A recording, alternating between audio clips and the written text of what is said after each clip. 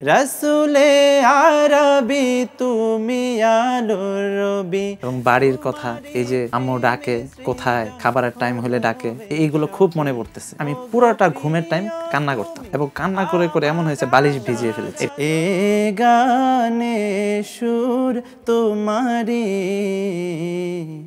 গে যাব মনে প্রাণে। আমার বাবা তখন মানুষের বাড়িতে কাজ করেছেন, মানুষের বাড়িতে কাজ করলে খাবার পেয়েছেন, নয়তো পাননি। আসসালামু আলাইকুম। কাছে এবং দূরে, দেশে এবং প্রবাসে, যে যেখান থেকে আমাদেরকে দেখছেন, আমাদের সঙ্গে যুক্ত হয়েছেন, সবাইকে স্বাগত জানাচ্ছি নিউজ 24 ডিজিটালের বিশেষ আয়োজন আলোকিত আলাপনে। আপনাদের সঙ্গে আছি আমি তালহা ইবনে রেজা। প্রিয় দর্শক, আজ আমাদের স্টুডিওতে উপস্থিত হয়েছেন জাতীয় সাংস্কৃতিক সংগঠন কলরবের সহকারী সঙ্গীত পরিচালক, জনপ্রিয় কণ্ঠশিল্পী তাওহিদ জামিল। আজ আমরা তার সঙ্গে কথা বলবো, আড্ডা দিব, গল্প হবে, সাথে অবশ্যই গানও হবে। সঙ্গেই থাকুন। আসসালামু আলাইকুম। ওয়ালাইকুম আসসালাম ওয়া রাহমাতুল্লাহ। কেমন আছেন ভাই? আলহামদুলিল্লাহ, আমি ভালো আছি। আপনি কেমন আছেন? আছি আলহামদুলিল্লাহ, আল্লাহ পাকের অশেষ রহমতে আমিও ভালো আছি। আমাদের এই আলোকিত আলাপন, এই অনুষ্ঠানে উপস্থিত হতে পেরে আপনার কেমন লাগছে? আলহামদুলিল্লাহ, অনেক ভালো লাগছে, কারণ এটা হচ্ছে আমার জীবনের প্রথম টিভি শো। এর আগে কখনো টিভিতে শো করিনি। সেই হিসাবে অনেক অনেক সুন্দর অনুভূতি।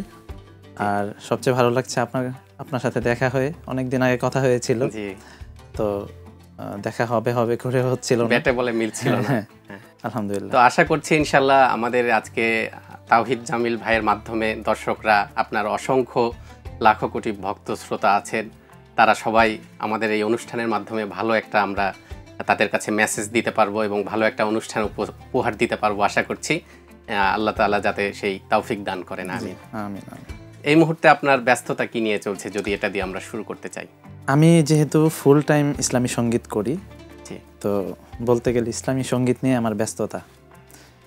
তো এখন আমার হচ্ছে প্রতি মাসেই বা এক মাস পর পর হলেও আমি একটা সঙ্গীত আমার দর্শকদেরকে উপহার দেওয়ার চেষ্টা করি। মানে নতুন নতুন সঙ্গীত প্রতি মাসে মিনিমাম একটা করে, এরকম, অথবা প্রতি মাসে একটা করে না হলেও যেন এক মাস পর পর একটা করে উপহার দিতে পারি, সেই প্রচেষ্টায় আমি থাকি আর কি। আচ্ছা আচ্ছা।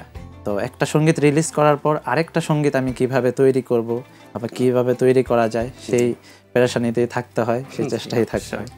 এই জন্য আমার আসলে ব্যস্ততাটা সঙ্গীত নিয়েই। এর মধ্যে, এই ব্যস্ততার মধ্যে কি কি ধরনের ব্যস্ততা থাকে? একটা যে সঙ্গীত আসবে, দর্শকদেরকে আপনারা উপহার দেন, তো এটার পেছনে কি কি ধরনের ব্যস্ততা থাকে? সুন্দর একটা প্রশ্ন করেছেন, কারণ আমাদের দর্শক যারা সঙ্গীত শোনেন তারা কিন্তু আসলে আমাদের সঙ্গীতের অপেক্ষায় থাকেন, এবং সঙ্গীতটা রিলিজ হওয়ার পর পর ওনারা শুনে ফেলেন, শুনে যে কোনো একটা মন্তব্য করেন, ভালো বা খারাপ। কিন্তু এই সঙ্গীতটা আসলে বানানোর ক্ষেত্রে কতটা আমাদেরকে পরিশ্রম করতে হয় বা কি কি করতে হয়, এটা অনেকেই জানেন। তো আপনার প্রশ্নটা সুন্দর হয়েছে, সেজন্য আমি বলি, আমাদের প্রথমত সঙ্গীতগুলো তৈরি করার ক্ষেত্রে লিরিক এবং টিউন, এই দুইটা আগে ম্যানেজ করতে হয়। ঠিক আছে? তো অনেক সময় দেখা গেছে আমার কাছে লিরিক নাই বা আমার লিখতে সময় লাগতেছে। আর এটা সংগ্রহ হয় কিভাবে? আপনারা কিভাবে সংগ্রহ করেন, এটাও কাইন্ডলি বলবেন। জি জি, অবশ্যই। তো দেখা গেছে আমি নিজেও লিখি, যদি আমার নিজের লেখা না থাকে বা দেখা গেছে অনেক সময় ব্যস্ততার কারণে, অন্য ব্যস্ততার কারণে লিখতে পারতেছি না, তখন যেটা করি সেটা হচ্ছে আমাদের কিছু ভাই আছেন যারা লিখেন, নিয়মিতই লিখেন, ওনাদের থেকে একটা লিরিক আমরা কালেক্ট করার চেষ্টা করি। এর মধ্যে আমাদের জনপ্রিয় কিছু গীতিকার ভাই আছেন, যেমন আমাদের আহমদ আবদুল্লাহ ভাই আছেন সিলেটের, তারপর হচ্ছে আরেকজন ভাই আছেন হুসাইন আল হাফিজ, হুসাইন নূর, আমাদের সাইফ সিরাজ ভাই, এমন বেশ কয়েকজন জনপ্রিয় গীতিকার আমাদের রয়েছেন।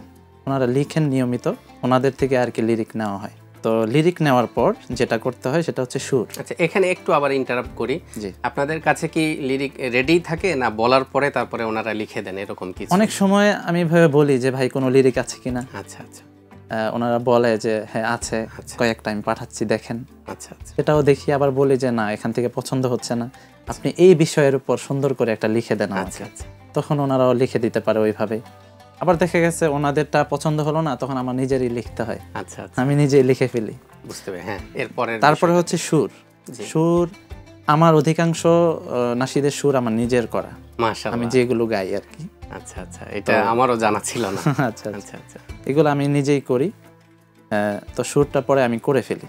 আবার অনেক সময় দেখা গেছে আমার তো অধিকাংশ নাশিদ রিলিজ হয় হচ্ছে হোলি টিউনে, তারপর রিলিজ হয় আমার চ্যানেলে। দুটোতেই হয় না, দুটোতে হয় না, যেটা হোলি টিউন হয় সেটা আমার এটাতে হবে না, আচ্ছা। আবার যেটা আমার এটাতে হয় সেটা হোলি টিউন হয়। বুঝতে পেরেছি। তো হোলি টিউনে যে নাশিদগুলো রিলিজ হয় সেগুলো দেখা গেছে অনেক সময় আমাদের হোলি টিউনের যিনি দায়িত্বে আছেন উনি দেন, আমাদের বদরুজ্জামান ভাই, উনি আমাকে একটা নাশিদ দেন, লেখা এবং সুর করা কমপ্লিট থাকে, শুধু আমি গেয়ে দিই, এরকমও হয় হোলি টিউনের ক্ষেত্রে। হ্যাঁ, হোলি টিউনে। তারপরে দেখা গেছে এটা আমি গাওয়ার পরে রেকর্ড হয়, রেকর্ড হওয়ার পরে ওটাতে যিনি মাস্টার সাউন্ড ইঞ্জিনিয়ার উনি ওটাতে কাজ করেন, পরে ওটা কাজ করতে অনেক সময় লাগে, মোটামুটি যদি কম সময় লাগে সেটা হচ্ছে সপ্তাহখানিক সময় লাগে। আচ্ছা। আর যদি অনেক সময় আমরা দিয়ে থাকি বা কাজটা ভালো করার জন্য অনেক সময় দিতে হয়, তো সেটা মিনিমাম 1 মাস। আচ্ছা, ঠিক আছে। তারপরে হচ্ছে অডিওর কাজটা শেষ হয়, অডিওর কাজ শেষ হওয়ার পরে ভিডিওর জন্য প্ল্যানিং করতে হয় যে এটার ভিডিওটা আসলে কেমন হবে, ভিজুয়ালটা কিভাবে করা যায়, বা এটা কি ডিমান্ড করে, এই গানটা কোথায় যাওয়া যায় এটা শুটিংয়ের জন্য, ওইটা চিন্তা ভাবনা করে আমরা একটা লোকেশন ডিসাইড করি, তারপর সেখানে চলে যাই শ্যুটের জন্য। ভিডিও ডিরেক্টর আছেন আমাদের কয়েকজন, ওনারা আসলে যায়, তারপর ভিডিওটা মেকিং করার পর তারপর আস্তে ধীরে এটা রিলিজ করা হয়। আসলে দেখেন, আমরা আপনাদের যারা শ্রোতা দর্শক তারা তো মনে করে যে একটা গান এত আসে না কেন, মানে খুব ঘন কেন আসে না কেন, এরকম অনেকের কিউরিওসিটি থাকে। কিন্তু আমরা জানতে পারলাম আপনার মাধ্যমে যে আসলে একটা গানের পেছনের গল্পগুলো কতটা দীর্ঘ হয়ে থাকে। আপনি বলছিলেন যে ম্যাক্সিমাম বেশিরভাগ গানগুলোতে আপনি নিজেই সুর দিয়ে থাকেন, তো আপনার মনে আছে কিনা আপনার সর্বপ্রথম কোন গানটাতে আপনি সুর করেছিলেন, মনে আছে কি? জি মনে আছে। সেটা যদি একটু আমাদেরকে গেয়ে শোনান প্লিজ। আচ্ছা, যে না সেটা আমি সর্বপ্রথম সুর করেছি ওটা আমি নিজেই লিখেছিলাম। মাশাআল্লাহ। আচ্ছা, তো এটা কত সালের? এটা 2013 সালে সম্ভবত। তখন তো আপনি ছাত্র? হ্যাঁ, ওই সময় আমি ছাত্র। আচ্ছা, 13 বা 14 সাল হবে। আচ্ছা, ওই সময় ছাত্র, ওই সময় নাহবি মিরপুরি কওমি মাদ্রাসা, জি নাহবি মিরপুরি। তো ওই সময় আমি সঙ্গীত গাইতাম মাদ্রাসায়। তো আমার এক বড় ভাই ছিলেন, উনি আমাকে বললেন, আপনি যেহেতু সুন্দর সঙ্গীত গান, আপনার এই সঙ্গীতগুলো কে লিখে দেয় বা কে সুর করে দেয়? আচ্ছা। তখন আমি বললাম, আসলে ভাই এইগুলো তো আসলে যারা প্রফেশনাল শিল্পী ওনারা তৈরি করেন, আমি এগুলো শুনে শুনে শিখি। আচ্ছা, আমার নিজের বা আমি নিজে লিখতেও পারি না, সুরও করতে পারি না। জি। উনি বললেন যে আপনার কণ্ঠ মাশাআল্লাহ অনেক সুন্দর, আর আপনি মেধাবীও, তাহলে আপনি কেন লিখতে পারেন না বা কেন সুর করতে পারেন না? আমি তখন আমার মনের মধ্যে একটা প্রশ্ন জাগলো, আসলেই তো কেন পারি না? তখন আমি ওনাকে বললাম যে আমি তো কখনো চেষ্টা করে দেখিনি। তখন উনি বলল, আপনি একবার চেষ্টা করেন, আপনি পারবেন। আচ্ছা। ওনার নাম হচ্ছে আহমদ বিন হোসাইন। তো ওনার এই কথায় আমি চেষ্টা করতে থাকি এবং অল্প কয়েকদিনের মধ্যেই আমি একটা নাশিদ লিখে ফেলি এবং সুরও করে ফেলি। মাশাআল্লাহ। সেই নাশিদটা ওনাকে তো একটা ধন্যবাদ দিতে হয়। ওনাকে অসংখ্য এবং আপনার এই যে এটা আপনার যে গীতিকার হয়ে ওঠা, এটার পেছনের মূল অবদান কিন্তু তার। জি, তার। জি। এবং তারও কয়েকটা লেখা নাশিদ তখন আমি গেয়েছিলাম। আচ্ছা, তাইলে যার দিয়েতে আপনি গান যার গীতির আলোকে, যার লিরিক্সে, তিনিই আপনাকে অনুপ্রেরণা দিলেন যে আপনি নিজেই গান লিখুন। ঠিক আছে, আমরা এবার গানে চলে যাই। তাহলে আমি এই পর্যায়ে শোনাচ্ছি আমার জীবনের প্রথম নাশিদ, যেটা আমি নিজে লিখেছি। সেটা কি প্রকাশিত? সেটা কি আপনার চ্যানেলে আছে? আমার চ্যানেলে আছে। আচ্ছা। এ গানে সুর তোমারে গে যাব মনে প্রাণে, হৃদয়ের সব সুর তোমারে গে যাব এ জীবনে। ও গো প্রভু রহমান, তুমি যে দয়ার সাগর। ও গো প্রভু রহমান, তুমি যে দয়ার সাগর। এ গানে সুর তোমারি গে যাব মনে প্রাণে, হৃদয়ের সব সুর তোমারি গে যাব এ জীবনে শিল্পীর সুরে সুরে তোমারি গান মাধুরী মিশিয়ে হয় যে গাওয়া পাখিদের সুরে সুরে তোমারি গান বাতাসের তানে তানে যায় যে পাওয়া ও গো প্রভু রহমান তুমি যে দয়ার সাগর ও গো প্রভু রহমান তুমি যে দয়ার সাগর এ গানে সুর তোমারি গে যাব মনে প্রাণে হৃদয়ের সব সুর তোমারি গে যাব এ জীবনে। মাশাআল্লাহ, চমৎকার, মুগ্ধ হয়ে শুনছিলাম আপনার গান। আল্লাহ আপনার কণ্ঠে আরো বারাকাহ দান করুন, এই দোয়া করছি। শুকরিয়া। তাওহিদ ভাই, আমরা এবার চলে যাই একটু আপনার ফ্ল্যাশব্যাকে, একটু আপনার জীবনের দিকে। আপনার জন্ম এবং বেড়ে ওঠা কোথায়, একটু যদি সংক্ষেপে বলতেন। আমার জন্ম হচ্ছে নরসিংদীতে, শিবপুর থানা। আমার গ্রামের নাম হচ্ছে ভরতের কান্দি। সেখানে আমার আসলে ছোটবেলাটা বেড়ে ওঠা ওইখানেই। আমার গ্রামেই আমি প্রথম প্রাইমারি স্কুলে পড়েছি। আচ্ছা। ক্লাস 1 এবং 2। তারপরে হচ্ছে একদিন ওই স্কুলের ম্যাডাম আমাকে অনেক মেরেছিলেন। আচ্ছা। তো আমি কান্না করে বাড়িতে চলে আসছি। আচ্ছা। তো আমি ওই সময় প্রথম, মানে আমরা হচ্ছে 4 ভাই 5 বোন। ও মাশাআল্লাহ, অনেক বড় একটা ফ্যামিলি। হ্যাঁ, বড় একটা। সবাই বেঁচে আছেন? হ্যাঁ, সব আলহামদুলিল্লাহ ভাই বোনেরা সবাই বেঁচে আছেন। আপনি পরিবারে কততম? আমি হচ্ছে 4 বোনের পরে। আচ্ছা আচ্ছা। তো 4 বোনের পরে যেহেতু আমি একটা ছেলে হয়েছি, তাহলে অনেক আদরের ছিলেন। খুব আদরের। তো আমি কান্না করে এসে আব্বুকে বলেছিলাম যে আব্বু আমাকে আজকে অনেক মেরেছে। আপনার বাবা কি করতেন? আমার আব্বুর হচ্ছে আমার গ্রামে মুদির দোকান আছে। এখনো ওই দোকান আছে। এখনো দোকান আছে, তবে ওইভাবে উনি এখন যেহেতু বয়স হয়েছে ওইভাবে করেন না, যখন মনে চায় উনি দোকানে বসেন। জি। আর আপনার মা গৃহিণী? জি। হ্যাঁ, এরপরে আমরা গল্পে যাই। তো আব্বুকে এসে বলার পর আব্বু বললেন, ঠিক আছে, তোমাকে স্কুলে যেতে হবে না, তোমাকে আমি মাদ্রাসায় ভর্তি করাবো। মাদ্রাসায় তো আরো পিটানি অপেক্ষা করছে। তো আসলে মাদ্রাসায় আমাকে পড়তেই হতো, তবে আমার ফ্যামিলির একটা প্ল্যান ছিল, সেটা হচ্ছে স্কুলে 5 পর্যন্ত পড়ানোর পরে মাদ্রাসায় দিবে। মানে এটা আপনার বাবা মার আগে থেকেই পরিকল্পনা ছিল? হ্যাঁ, পরিকল্পনা ছিল।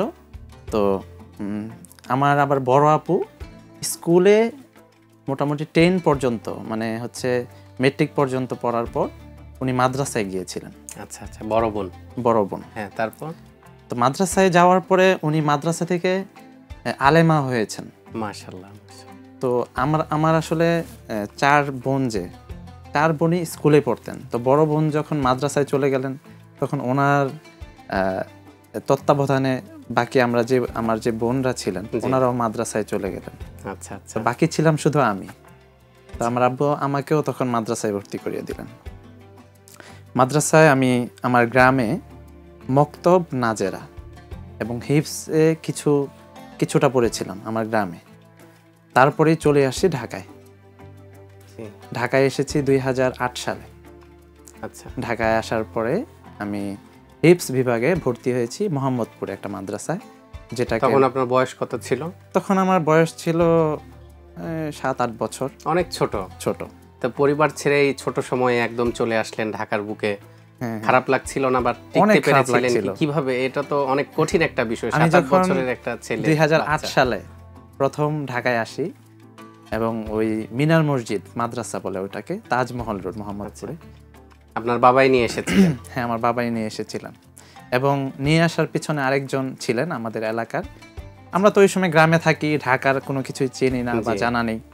তো আমার এক কাকা ছিলেন, উনি ঢাকায় থাকতেন, উনি ওইখানের বাসিন্দা। তো উনি গ্রামে যেতেন কয়েকদিন পর পর। ওনার নাম হচ্ছে মোমেন, আমরা মোমেন কাকা বলে ডাকি। তো আমার এই মোমেন কাকা আমার আব্বুকে বললেন তোমার ছেলেকে ঢাকা দিয়ে দাও, আচ্ছা আমার বাসার পাশে একটা ভালো মাদ্রাসা আছে, ওইখানে আমি তাকে ভর্তি করাবো। আচ্ছা আমার আব্বু বললেন ঠিক আছে। তো সেইভাবে আসলে ওই ঢাকা নিয়ে আসেন আমার আব্বু এবং আমার কাকা। তো নিয়ে আসার পরে আমাকে যখন মাদ্রাসায় ভর্তি করলেন, প্রথম যেদিন আমি এসেছি ঢাকায়, তখন আমার খুব ভালো লাগছিল এবং ভিতরে আনন্দ কাজ করতেছে। এই ঢাকা শহর প্রথম দেখতেছি, খুব ভালো লাগছে। জি যখন 1-2 দিন গেল, তখন তো মায়ের কথা খুব বেশি মনে পড়তেছে জি এবং বাড়ির কথা, এই যে আম্মু ডাকে কোথায়, খাবারের টাইম হলে ডাকে, এইগুলো খুব মনে পড়তেছে। জি তখন খুব কান্না পেল, কিন্তু এই কান্না আমি কারে দেখাবো? ক্লাসে বসে তো আমি কান্না করতে পারতেছি না। তো আমাদের হিপস বিভাগে একটা নিয়ম আছে, আপনিও যেহেতু হিপসও পড়েছেন আপনিও জানেন, সকালবেলা নাস্তার পর বা কিছুক্ষণ পর একটা ঘুমের টাইম দেওয়া হয়। জি 10টা টাইমে, যেটা 12টা পর্যন্ত হয়। জি জি সব মাদ্রাসাতে একই নিয়ম। এই ঘুমের টাইমটা আমি পুরোটা ঘুমের টাইম কান্না করতাম এবং কান্না করে করে এমন হয়েছে বালিশ ভিজিয়ে ফেলেছি। এটা হিফজ খানের অনেক ছাত্রের জীবনের গল্প এটা। জি তো এই কান্না আমি অনেক দিন করেছি। আর আমার ওই যে কাকা, উনি হচ্ছে প্রতি নামাজের ওয়াক্তে মাদ্রাসায় আসতেন নামাজ পড়ার জন্য। তো নামাজের পরই উনি আমার সাথে দেখা করতেন। তো দেখা করে বলতেন বাসায় কথা বলবা? তখন আমি বলতাম হ্যাঁ কথা বলবো। তখন উনি বাসায় কল দিতেন, কল দেওয়ার পর আমাকে দিতেন। আমাকে দেওয়ার পর আমাকে যখন বাসা থেকে বলতো কেমন আছো, আমি 1 মিনিট শুধু চুপ করে মানে কান্না করতাম এই কণ্ঠ শুনে। মানে 1 মিনিট পর আমি এটা রিপ্লাই করতাম যে ভালো আছি। মানে এত খারাপ লাগতো এই সময়। তো এইভাবে আসলে সময় যাচ্ছিল। তারপর আমি যেহেতু শিল্পী, ছোট থেকেই মোটামুটি আমি গাই। তো গাওয়ার পর এখন যেহেতু গাই, শিল্পীদের একটা কি বলে অভ্যাস আছে, সেটা হচ্ছে মাঝে মাঝে গেয়ে ওঠে। মানে যেখানে তখনও কি গাইতেন? তখনও গাইতাম। তখন এই যে মাত্র এসে ভর্তি হলেন, হ্যাঁ, মানে আপনার একদম প্রথম গানটা কিভাবে শুরু হয়েছিল? একদম প্রথম মানে প্রথম গানটা একদম সর্বপ্রথম সঙ্গীত আমি কিভাবে শিখেছি, হ্যাঁ কিভাবে শিখলেন এবং গাইলেন এই জিনিসটা? সর্বপ্রথম সঙ্গীত শিখেছি আমি আমার বড় বোন থেকে। আচ্ছা আচ্ছা। আমার বড় বোন সঙ্গীত খুব পছন্দ করতেন এবং আমার বাকি বোনদেরকেও শিখাতেন। তো আমার গ্রামে ওই সময় কোন শিল্পীর গান বেশি উনি শুনতেন? ওই সময় আমার আপু যেটা শুনতেন সেটা হচ্ছে শিল্পী, শিশু শিল্পী ছিলেন, শিশু শিল্পী মাহমুদ। আচ্ছা। তার একটা অ্যালবাম ছিল যেতে হবে, আইনুদ্দিন আলাজাদ রহমতুল্লাহের তত্ত্বাবধানে সেটা হয়েছিল। আচ্ছা আচ্ছা। এই অ্যালবামটা খুব শুনতেন আমাদের বাসায়। আচ্ছা। আরেকজন শিল্পী যিনি এখন বর্তমানে খুব জনপ্রিয় বক্তা, তারেক মনোয়ার। তখন কিসে ওই গানগুলো কিসে শোনা হতো? টেপ রেডিওতে, টেপ রেকর্ড বলে, হ্যাঁ ওটাতে শুনতেন। বা যে ওয়াকম্যান ছিল, হ্যাঁ ওয়াকম্যান, ছোট ছোট ওয়াকম্যান, এগুলোতে শোনা হতো। আমাদের বাসায় ছিল না, হ্যাঁ রেকর্ড করা যেত। আমাদের বাসায় ছিল না, কিন্তু আমার বোন এই এলাকায় কার বাসায় আছে তাদের থেকে ধার করে এনে তারপরে শুনতেন। মানে এত বেশি পছন্দ করতেন উনি। তো উনি একদিন আমাদের গ্রামে মাহফিল হবে, তো মাহফিলে আমার বোনদেরকে সঙ্গীত গাইতে হবে। আমার ছোট বোনরা, ওনার পরে যে বোনরা আছেন, আমার মেজ বোন, সেজ বোন এবং তারপরে যিনি আছেন, ওনারা যেহেতু গ্রামের মক্তবে পড়েন, এই মক্তবে বোনগুলোও ছোটই, হ্যাঁ ছোট ছিলেন ওই সময়। ওনারা তো ওই সময় অত বেশি পর্দা করতেন না। আমার যে ছোট, আমার বড় এবং এর বড় যে আমার সেজু বোন যে, আচ্ছা, ওনাদেরকে সঙ্গীত শেখাচ্ছেন। সেটা হচ্ছে প্রশংসা সবই কেবল তোমারই রব্বুল আলামিন, এই সঙ্গীতটা। তো আমি বসে বসে শুনছিলাম। আমি তখনও মানে আমি নিজেও জানি না আমি সঙ্গীত গাইতে পারবো কিনা। তো আমার ওনাদের থেকে সঙ্গীত শুনে আমার ভিতরে কৌতূহল জাগলো এবং আমি আমার বড় বোনকে বললাম, আপু আমাকে শেখাবেন না? 5-6 বছর বয়সে এরকম হবে? হ্যাঁ এমন হবে। আমি বললাম আমাকে শেখাবেন না? আমার আপু অবাক হলেন, তুমি গাইতে পারবা? আমি বললাম হ্যাঁ পারবো। তো আমার আপু আমাকে শেখালেন। পুরোটা শিখান নাই, অল্প একটু শিখিয়েছেন। তখন আমি খুব সুন্দর করে গাইলাম। আমার আপু খুব খুশি হলেন। দেখি একটু আমরা শুনি দুই কলি। প্রশংসা সবই কেবল তোমারি, প্রশংসা সবই কেবল তোমারি রব্বুল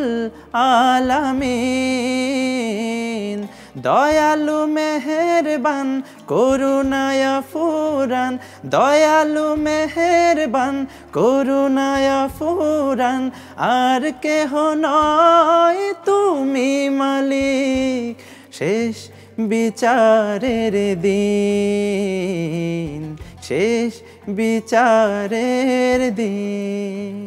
আসলে এটা অনেক বিখ্যাত একটা নাশিদ, অনেক অনেক জনপ্রিয়, অনেক আগে। তো আমার আপু শেখানোর পরে আমি মাহফিলে গিয়েও এটা পরিবেশনা করেছি, আমার আপু শুনেছেন। তখন আমার আপু বুঝতে পারলেন যে না, আমি পারবো, প্রতিভা আছে। তখন আমাকে অনেকগুলো অ্যালবাম কিনে দিয়েছেন এবং অ্যালবামগুলো আমি শুনতাম এবং শিখতাম। তো এইভাবে আসলে সঙ্গীত শেখা। আমরা জানতে চাচ্ছি যে আপনার বাবার সাথে আপনার কোনো বিশেষ স্মৃতি, সব বাবার সাথেই সব বাচ্চাদেরই থাকে, কিন্তু আপনার সাথে বিশেষ কোনো ঘটনা বা স্মৃতি যেটা আপনাকে সারা জীবন মানে খুব করে এটাকে আপনাকে আবেগ আপ্লুত করে, এরকম যদি কিছু শেয়ার করেন আমাদের সাথে। আচ্ছা আচ্ছা। আমার বাবা ছোটবেলায় আমার দাদা দাদিকে হারিয়েছেন, খুব ছোটবেলায়। আচ্ছা। এবং আমার বাবা এবং আমার ফুফু ছিলেন তখন। আমার বাবা তখন খুব ছোট। ওই সময় কিন্তু মানুষের মধ্যে খুব একটা অভাব ছিল। জি জি। তো আমার বাবা তখন মানুষের বাড়িতে কাজ করেছেন এবং উনি মানুষের বাড়িতে কাজ করলে খাবার পেয়েছেন, নয়তো পাননি, এরকম হয়েছে। তো উনি আস্তে আস্তে যখন একটু বড় হয়েছেন, তখন উনি আমাদের যে বাজার, বর্তমানে দোকান আছে, ওই বাজারে উনি ছোট্ট একটা মানে দোকান দিয়েছেন, চকলেট বা এই ধরনের ছোট ছোট জিনিস উনি বিক্রি করেন। আর আমার বাবার সবচেয়ে কষ্টের বিষয় হচ্ছে, আমার বাবা পড়াশোনা করতে পারেননি শুধুমাত্র গার্ডিয়ানের অভাবে। মানে একজন গার্ডিয়ান ওনাকে যে কোনো প্রতিষ্ঠানে দিয়ে আসবেন, এই ধরনের কাউকে পান, অভিভাবক ছিলেন না, কারণ দাদা দাদি মারা গেছেন এবং কেউ দায়িত্ব নিতেও রাজি হননি। সেজন্য উনি আসলে পড়াশোনা করতে পারেননি।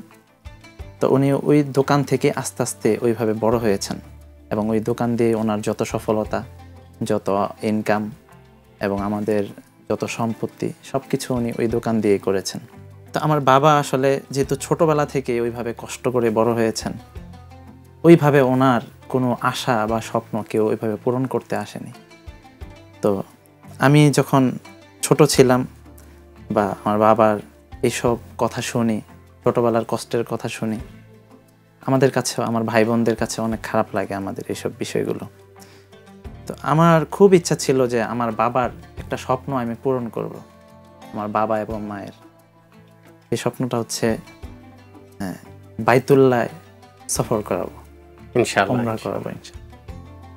তো এই স্বপ্নটা আসলে আমি পূরণ করতে পেরেছি ওনাদের, এবং গত 2023 সালে আমি আমার বাবা মাকে নিয়ে উমরা করেছি, মাশাআল্লাহ। এবং ওনারা খুবই খুশি হয়েছেন, কান্না করেছেন, দোয়া করেছেন। একজন সন্তানের জন্য এটা অনেক বড় প্রাপ্তি। জি। তো আমার বাবার সাথে এটা আমার খুব বড় একটা স্মৃতি, আমার এই উমরা সফর আমার খুব ভালো লেগেছে। মাশাআল্লাহ। আল্লাহ আপনার বাবা মাকে আরো দীর্ঘ হায়াত দান করুক, আমরা দোয়া করছি, এবং আপনার উপর তাদের ছায়া আরো দীর্ঘায়িত করুক। আচ্ছা, আমরা শুনছিলাম যে আপনি হিফজখানায় পড়েছেন। তো হিফজখানার ছাত্রদের কিন্তু খুব সাধারণত হিফজখানার ছাত্র একটু দুষ্টু প্রকৃতির হয়ে থাকে। তো এখন যেটা মনে হয় আমাদের যে তাওহিদ জামিল অনেকটা ধীর স্থির প্রকৃতির, এরকম বোঝা যায় মনে হয়। কিন্তু হিফজখানার তাওহিদ জামিল কেমন ছিল? হিফজখানার তাওহিদ জামিল কেমন ছিল? হিফজখানায় তো আসলে সবাই একটু চাপে থাকে। জি। তো এই চাপটা আসলে সবাই সহ্য করতে পারে না। অনেকে বলে যে, অভিভাবকদেরকে বলেন যে আমার এখানে ভালো লাগতেছে না পড়তে, পালায়ে চলে যাবো, আমাকে এখান থেকে নিয়ে যাও, অন্য মাদ্রাসায় দাও। হ্যাঁ, আমার ক্ষেত্রে এমনটা হয়েছে, কিন্তু আমার ক্ষেত্রে যেটা হয়েছে সেটা হচ্ছে, আমার বাবা তো খুব কষ্ট করে টাকা ইনকাম করে আমাকে পড়াতেন। জি। এবং আমি যখন পড়তাম তখন খুব বেশি খরচের টাকা আমি পেতাম না। মানে ছাত্রদের যে একটা এক্সট্রা খরচ আছে, ওটা খুব কম আমি পেয়েছি। যতটুকু পেয়েছি অতটুকু আমি খরচ করিনি। মাসে হাত খরচ বাবদ কেমন টাকা পেতেন? 100 টাকা পেতাম। আচ্ছা, এখন 100 টাকার মূল্যই নাই বলা চলে। 100 টাকা পেতাম, এর কমও পেতাম। আবার এই 100 টাকাই কখনো খেতাম না, রাখতাম, জমায়ে রাখতাম, বাড়িতে নিয়ে যাব, এমনও হতো। আব্বু পরবর্তীতে আসলে তোমার টাকা লাগবে, এখন যদি কোনো ছেলেকে বলে বাবা টাকা লাগবে, অবশ্যই বলবে লাগবে। হ্যাঁ, তাই তো বল। আমি বলতাম না আব্বু, আমার লাগবে না, আমাকে 20 টাকা দিয়ে যান, আমার কাছে আছে টাকা। আমার ছেলেটাও ওই সেম এই কাজটাই করে। ওকে আমি বলি, সেও হিফজখানায় পড়ে, যদি বলি প্রত্যেকবার যখনই তার কাছে যাই বাবা টাকা লাগবে, নিতেই চায় না, নেয়ই না, বলে না লাগবে না। মাশাআল্লাহ, খুব ভালো। তো আমি ওই সময় আমাকে যেদিন ওস্তাদ খুব পেটাতেন, খুব মারতেন, আমি হিফজখানার জীবনে আমি অনেক মার খেয়েছি। মানে সর্বোচ্চ মায়ের খাওয়ার কেমন রেকর্ড? আমার কিন্তু একটা রেকর্ড আছে, আপনার রেকর্ডটা কেমন? আচ্ছা, আমারটা শুনেন আগে। জি। আমি যে মার খেয়েছি, আমার যিনি ওস্তাদ ছিলেন, আল্লাহ পাক রব্বুল আলামিন ওনাকে দীর্ঘ নেক হায়াত দান করুন, আমিন, দোয়া করি অনেক অনেক।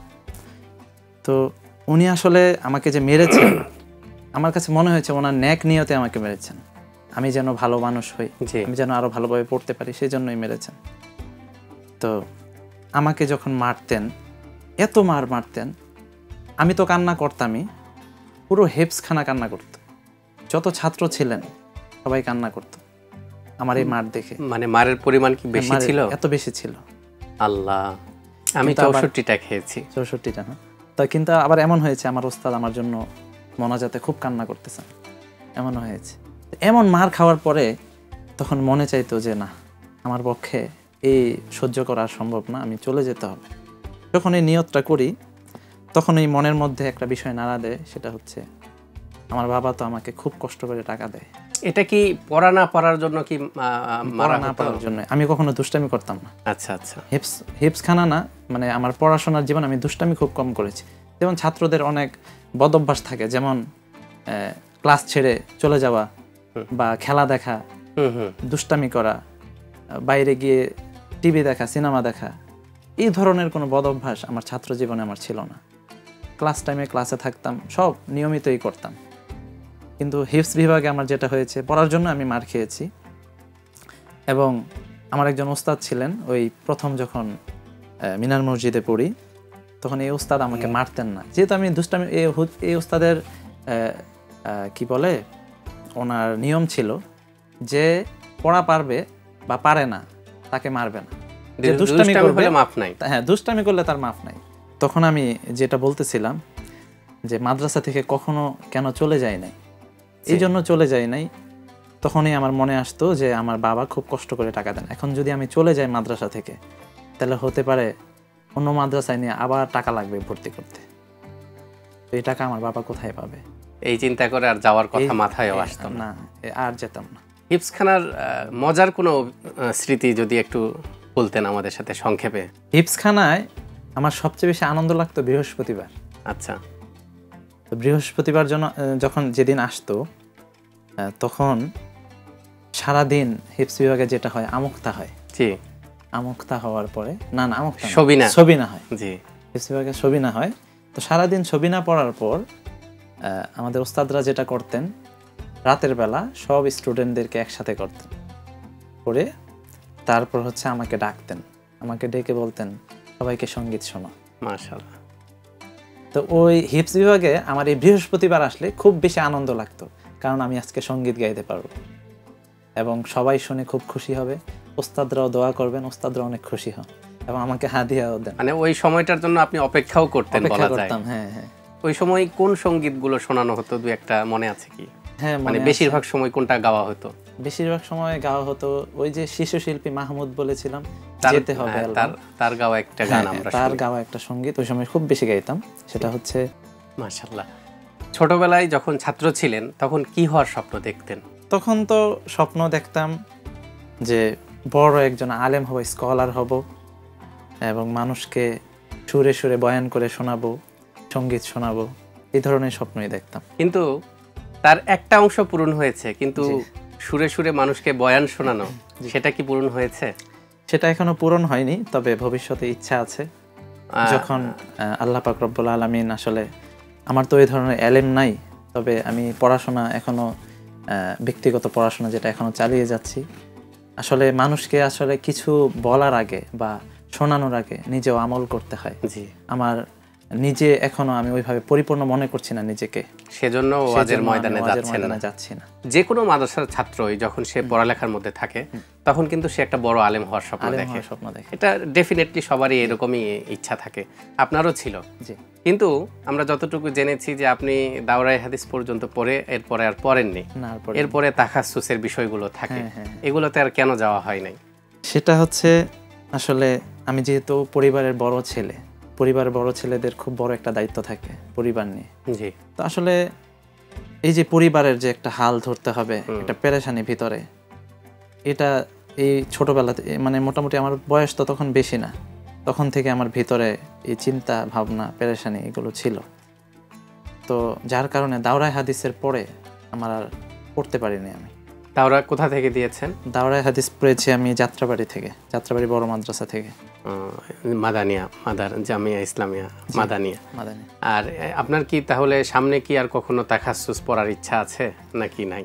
এখন যেহেতু কাজে কর্মে ঢুকে গেছি, আচ্ছা, এখন আর এই সময়টা আসলে হয় না। কাজে সময় দিয়ে অন্য সময় আর পাই না। আচ্ছা, ফ্যামিলিকে টাইম দেওয়া, কাজে সময় দেওয়া। আচ্ছা আচ্ছা, ঠিক আছে।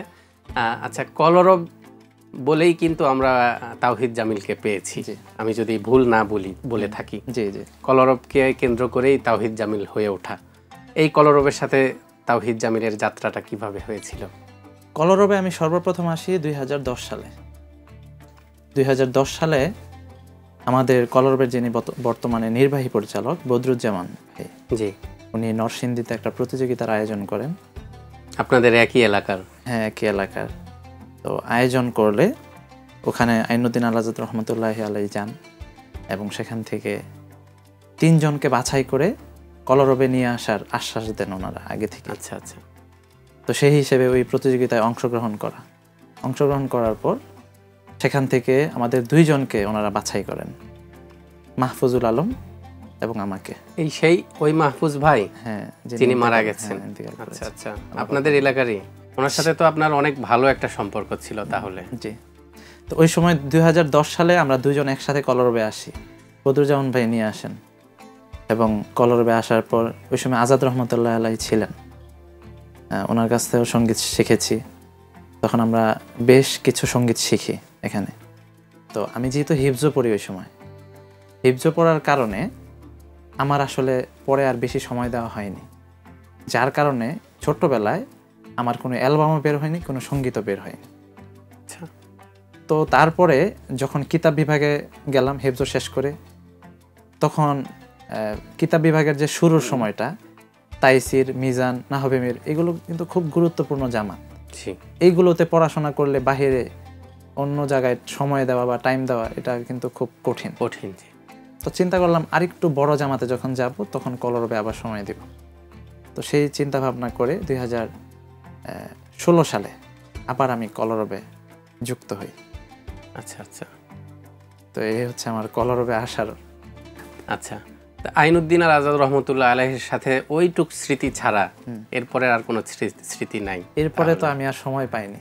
আইনুদ্দিন আল-আজাদ রহমতুল্লাহি আলাইহির সাথে আমার সর্বশেষ যে স্মৃতি, সেটা হচ্ছে আমি যেদিন কলরব অফিস থেকে বাড়িতে যাব, উনি আমাকে জড়ায় ধরলেন। আচ্ছা আচ্ছা। জড়ায় ধরে বললেন, তুমি চলে যাবে? আমি বলছি জি। পরে অফিসে যারা ছিলেন তাদেরকে বললেন, এই তোমরা আগে বলবা না যে ও চলে যাবে, ওকে আমি বাসায় নিয়ে যাব, খাওয়াবো আমার বাসায়। অনেক আপনাকে স্নেহ করতেন।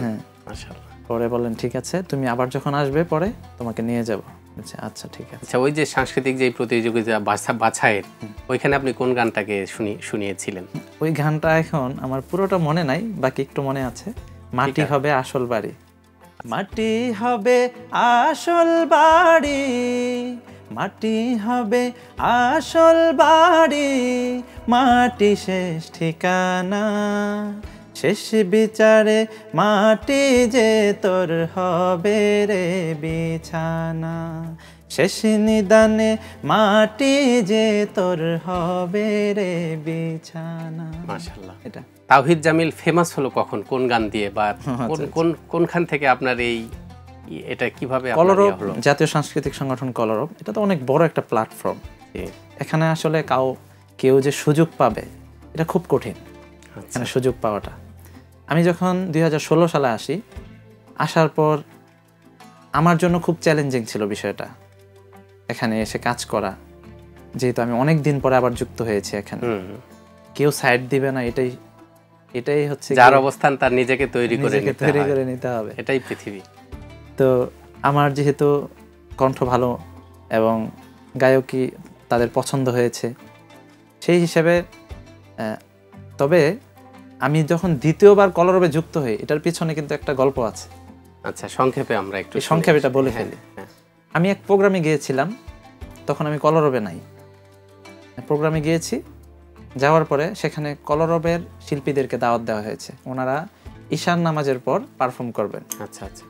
তো ঈশান নামাজের আগে যারা ছোটখাটো শিল্পী আছে যাদের দাওয়াত দিয়েছে তারা গাইবে। তো আমার সুযোগও তখন, মানে মাগরিব থেকে এশা পর্যন্ত, জি, এবং একটা সঙ্গীত গাইতে হবে। আচ্ছা, এর বেশি গাওয়ার সুযোগ নাই। তখন আমি গাইলাম সাংস্কৃতিক অনুষ্ঠান। সাংস্কৃতিক অনুষ্ঠান। আচ্ছা, তখন আমি নিজের লেখা এবং সুর করা একটা সঙ্গীত সেখানে গাইলাম। কলরবের শিল্পীরা ছিলেন সেখানে? কলরবের শিল্পীরা ওই প্রোগ্রাম স্থলে উপস্থিত ছিলেন, এবং একজন শিল্পী আমিনুল ইসলাম মামুন তার নাম, উনি এখন দেশে নাই, বাহিরে আছেন। আচ্ছা আচ্ছা। তো উনি ওই অনুষ্ঠানে মনে হয় চটপটি খাচ্ছিলেন। আচ্ছা, ঠিক আছে। তো উনি অডিয়েন্স থেকে শুনতে পাচ্ছেন আমার কণ্ঠটা। আচ্ছা। এবং গাওয়ার পর উনি একজন লোক দিয়ে আমাকে ডাকালেন, ডেকে বললেন, তোমার কণ্ঠ তো মাশাআল্লাহ সুন্দর, তুমি কি করো? বললাম, আমি তো এমনি পড়াশোনা করতেছি, বাকি সঙ্গীত গাই। বলতেছে যে তাহলে তুমি কলরবে চলে আসো। বললাম, ভাই আমি তো কলরবে ছিলাম। তাই? তাহলে তুমি কলরবে আসো। কলরবে কেন আসতেছ না? বলছে, ইনশাল্লাহ আসবো। পরে এই আমিনুল ইসলাম মামুন ভাই মোটামুটি সবার সাথে আলোচনা করেন। আলোচনা করার পর উনি আমাকে বললেন যে তুমি একদিন অফিসে আসো। এটা কোন গান ছিল? এটা ছিল মাদিনা, আমার সবচেয়ে জনপ্রিয় গান তখন। আচ্ছা, আমরা একটু, এবং এই মাদিনা গানেই মানুষ আমাকে চেনে, বা এটা দিয়েই আপনার, এটা দিয়ে আমার। আচ্ছা, মাশাআল্লাহ মাশাআল্লাহ। তোমারি প্রেমেতে মন হলো যে দিওয়ানা, যেতে চাই তোমারি রওজা মদিনা। তোমারি প্রেমেতে মন হলো যে দিওয়ানা, যেতে চাই তোমারি রওজা মদিনা। মদিনা মদিনা মদিনা মদিনা মদিনা মদিনা মদিনা মদিনা, তোমারি প্রেমেতে মন হলো যে দিওয়ানা, যেতে চায় তোমারি রওজা মদিনা।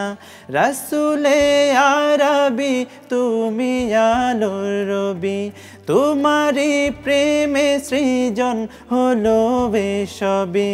রাসূলে আরবি তুমি আলোর রবি, তোমারি প্রেমে সৃজন হলো বেশবি।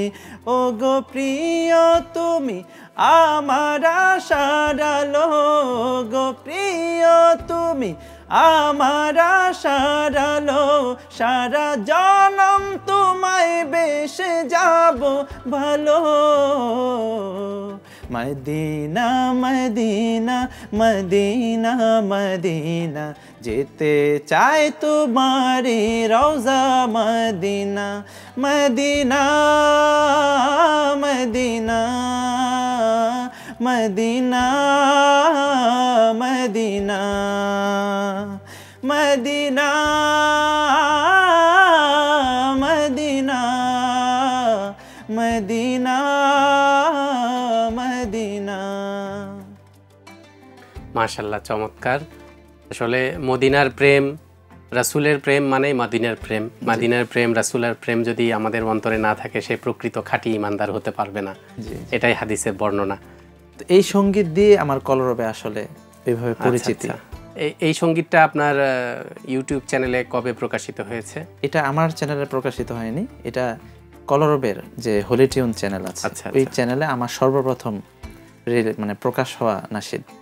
এটার ভিউ কত বর্তমানে? এটার ভিউটা আসলে, এটার ইউটিউবে যতটা না ভিউ হয়েছে তার চেয়ে 3 বা 10 গুণ বেশি মানে দর্শক জনপ্রিয়তা পেয়েছে। মানে দর্শকদের কাছে কিভাবে পৌঁছেছে আমি জানি না। আচ্ছা, তবে ওই সময়টায় কলরবের যত প্রোগ্রাম হতো সবখানে এটার রিকোয়েস্ট, প্রোগ্রামে এই সংগীতের রিকোয়েস্ট থাকতো। আচ্ছা আচ্ছা আচ্ছা। যখন কলরবে প্রোগ্রামের কথা চলে আসলো, আমরা একটু জানতে চাইবো যে দেশে এবং দেশের বাইরে আপনার পারফরমেন্স সম্পর্কে একটু জানতে চাই। কোথায় কোথায় করা হয়েছে? বাংলাদেশে তো আসলে মোটামুটি 2-1টা জেলা বাদে আমার মনে হয় সবকটা জেলায় যাওয়া হয়েছে।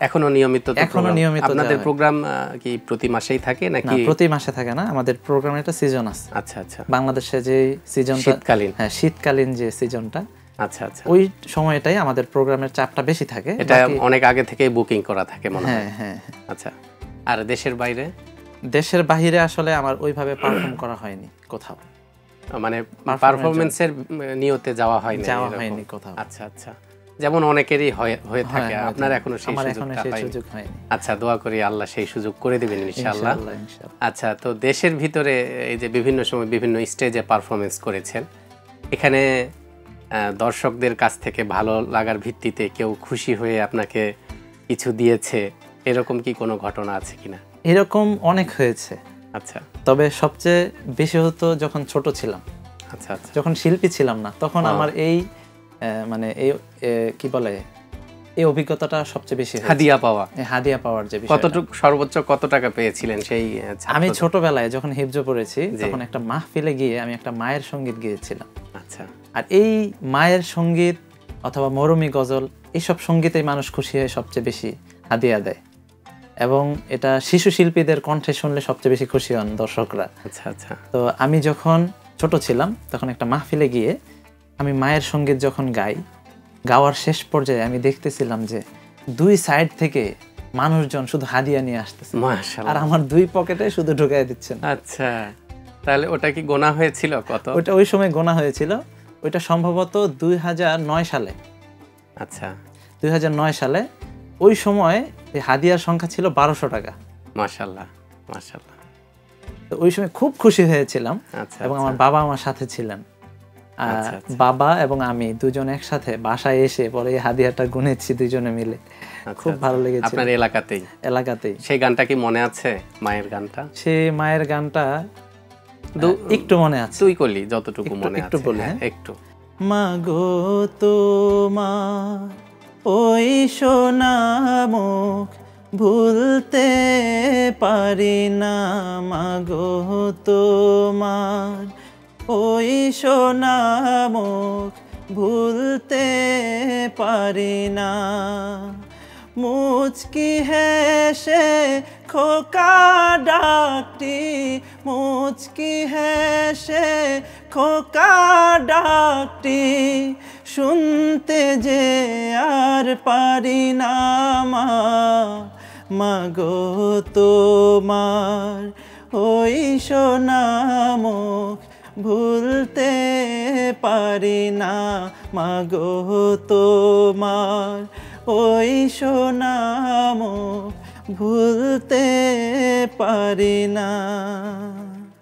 মাশাআল্লাহ। তাওহীদ জামিল ভাই, আমরা দেখেছি সোশ্যাল মিডিয়া এবং বিভিন্ন প্ল্যাটফর্মে আপনার বেশ ব্যাপক জনপ্রিয়তা, অনেক দর্শক শ্রোতা আপনার গানকে পছন্দ করে, আপনাকে পছন্দ করে। আমরা দেখেছি ফেসবুকে আপনার 2 মিলিয়ন প্লাস জি, ফলোয়ার, মাশাআল্লাহ। তো এই এত এত দর্শকদের ভালোবাসা, এটাকে আপনি কিভাবে দেখেন? আপনার মধ্যে কি কখনো অহংকার কাজ করে কিনা, বা কখনো আত্ম অহমিকা এ ধরনের কিছু আসে কিনা? আসলে মানুষের কাছে যদি আমি প্রিয় না হতাম তাহলে আমার মনে হয় যে এত ফলোয়ারও হতো না, বা আমাকে এত মানুষ শুনতো না। জি, আমাকে ওনারা শোনেন, আমার সঙ্গীত পছন্দ করেন, দেখেন আমাকে এবং ভালোবাসেন, সেই জন্যই আসলে আমার এই পর্যন্ত আসা, নইলে কিন্তু এই পর্যন্ত আসা হতো না।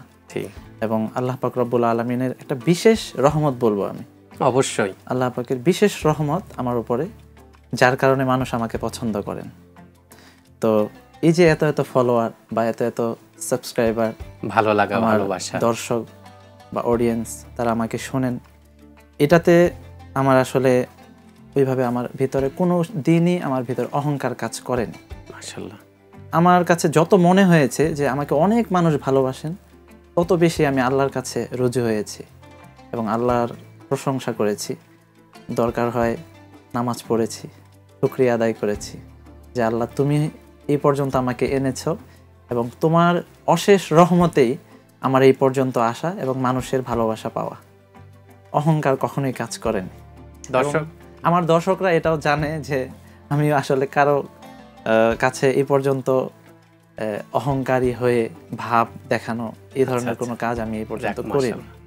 দর্শকদের উদ্দেশ্যে আপনার কোনো বলার আছে কিনা আপনার হ্যাঁ, ভক্তদের আমার উদ্দেশ্যে? দর্শকদের উদ্দেশ্যে যেটা বলার সেটা হচ্ছে আপনারা যেহেতু আমাদেরকে শোনেন, আমাদের সঙ্গীতগুলোতে শুধু যে শোনার বিষয়টা এমন না, আমাদের সঙ্গীতের কথায় অনেক বিষয় আছে যেগুলো একটু ফিল করতে হয়। আমাদের দেশের অধিকাংশ নাশিদ শ্রোতা যারা আছেন তারা হচ্ছে একটু জাঁকজমক, একটু ফাটাফাটি এই ধরনের নাশিদ শুনতে পছন্দ করেন।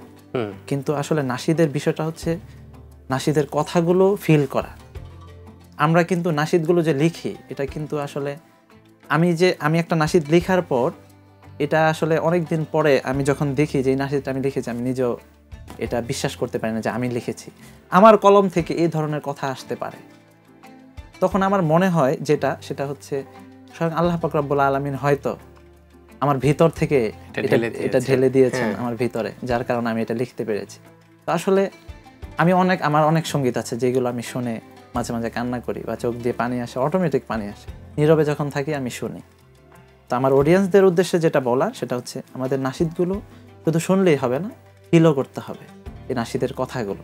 যেখানে কি বলা হয়েছে, আমাদের আল্লাহ পাক রব্বুল আলামিনকে নিয়ে যে প্রশংসাগুলো করা হয়, যে আল্লাহ পাকের কাছে যে আরজিগুলো জানানো হয় নাশিদের মাধ্যমে, এগুলোকে ফিল করা, বা রাসূলের প্রতি ভালোবাসা প্রকাশ করতে গিয়ে যে কথাগুলো বলা হয় এগুলোকেও ফিল করা।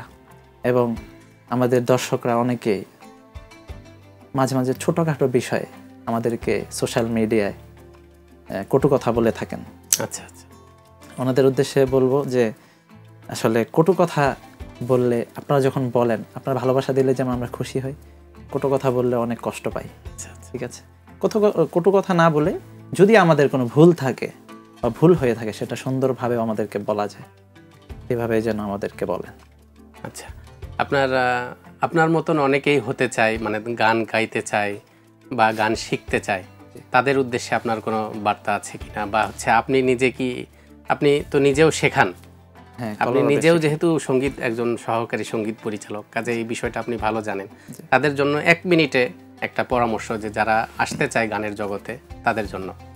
অনেকে হচ্ছে আমাদেরকে কল করেন যে ভাই কলরবে নাশিদ শিখতে চাই, অথবা আপনাদের কাছে নাশিদ শিখতে চাই, বা অনেকে এইভাবেও কল করেন যে ভাই শিল্পী হতে চাই। আচ্ছা, গলার অবস্থা যাই থাকুক, হ্যাঁ, শিল্পী হতে চাই আপনাদের মতো। আচ্ছা, বা আবার অনেকে এটাও বলেন যে ভাই আপনাদের সাথে প্রোগ্রাম করতে চাই, আপনারা যে স্টেজ প্রোগ্রাম করেন এটা করতে চাই। তো ওনাদেরকে আসলে আমি জিজ্ঞাসা করি, আপনি কি সঙ্গীত শিখতে চান নাকি শিল্পী হতে চান, কোনটা করতে চান? যে ভাই শিল্পী হতে চাই। আমি বলি শেখার কথা কেউ না, আমি বলি যে ভাই শিল্পী হতে হলে আপনাকে আগে শিখতে হবে। জি। এবং শিল্পী হওয়া এটা বলা আর মানে কথা বলা এটা শিল্পীর কাজ না। আপনি প্রথমত শিখতে হবে, শিখে পরিশ্রম করতে হবে এটার পিছনে। তারপর যদি আপনার ওই রকম প্রতিভা থাকে বা আল্লাহ কবুল করেন, তাহলে হয়তো শিল্পী হতে পারবেন। এটা আমি যারা এটা শিল্পী হতে চায় তাদেরকে বলি আর কি। আমরা একদম অনুষ্ঠানের শেষের দিকে চলে এসেছি। আপনার জীবনের ভবিষ্যৎ পরিকল্পনা বা নিজেকে আর কোথায় দেখতে চান, বা আপনার পরিকল্পনা কি যদি একটু বলতেন?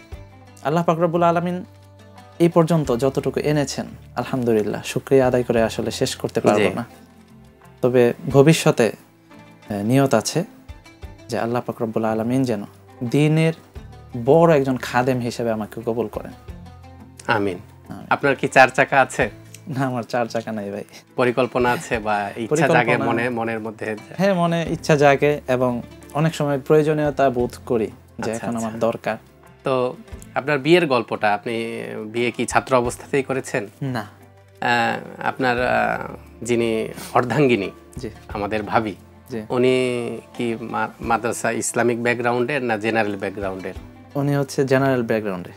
তো আপনি একজন আলেম, মাদ্রাসা পড়ুয়া, আগাগোড়া হাফেজ, কিন্তু একজন এই যে জেনারেল ব্যাকগ্রাউন্ডের মেয়েকে বিয়ে করলেন, এর পেছনের কি কোনো বিশেষ কারণ ছিল কিনা? এর পিছনে আসলে বিশেষ কারণ বলতে আমার যেটা খেয়াল আর কি, সেটা হচ্ছে আমি যেহেতু মাদ্রাসা পড়ুয়া, দ্বীনের জ্ঞান তো আল্লাহ পাক রব্বুল আলামিন যতটুকু দিয়েছেন আমার মধ্যে আছে। তো আমার নেক্সট জেনারেশন যারা আসবে, যে বাচ্চা কাচ্চা যারা আসবে, তারা যেন জেনারেল নলেজটাও পায় এবং ধর্মীয় জ্ঞানটাও পায়। দুটার সমন্বয়ে যেন বেড়ে ওঠে ছোট থেকেই। তার মার কাছ থেকে তারা হচ্ছে জেনারেল জেনারেল শিক্ষাটা নেবে। নলেজটা নেবে এবং বাবার কাছ থেকে ধর্মীয় নলেজটা নেবে। চমৎকার। এই জন্যই আসলে আমার এই খেয়ালটা ছিল। আচ্ছা, তাওহীদ জামিল ভাই, আমাদের অনুষ্ঠানে এসে আপনার শত ব্যস্ততার মধ্যে এসে আমাদেরকে সময় দেওয়ার জন্য আপনাকে আন্তরিক ধন্যবাদ এবং কৃতজ্ঞতা, শুকরিয়া। আশা করছি আপনার জীবনের বাকি দিনগুলো, আগামী দিনগুলো অনেক সুন্দর কাটবে। এই শুভকামনায় দর্শকদের কাছ থেকে এখন বিদায় নিয়ে নিচ্ছি। দর্শক, এই ছিল আজকে কলরবের জনপ্রিয় সঙ্গীত শিল্পী তাওহীদ জামিলের সাথে আমাদের গান, গল্প, আড্ডা। এতক্ষণ আমাদের সাথে থাকবার জন্য আপনাদেরকেও ধন্যবাদ। পরবর্তীতে আবারও কোনো অতিথিকে নিয়ে আপনাদের সঙ্গে দেখা হবে। সে পর্যন্ত সকলেই ভালো থাকুন, সুস্থ থাকুন। আসসালামু আলাইকুম ওয়া রাহমাতুল্লাহি ওয়া বারাকাতুহু।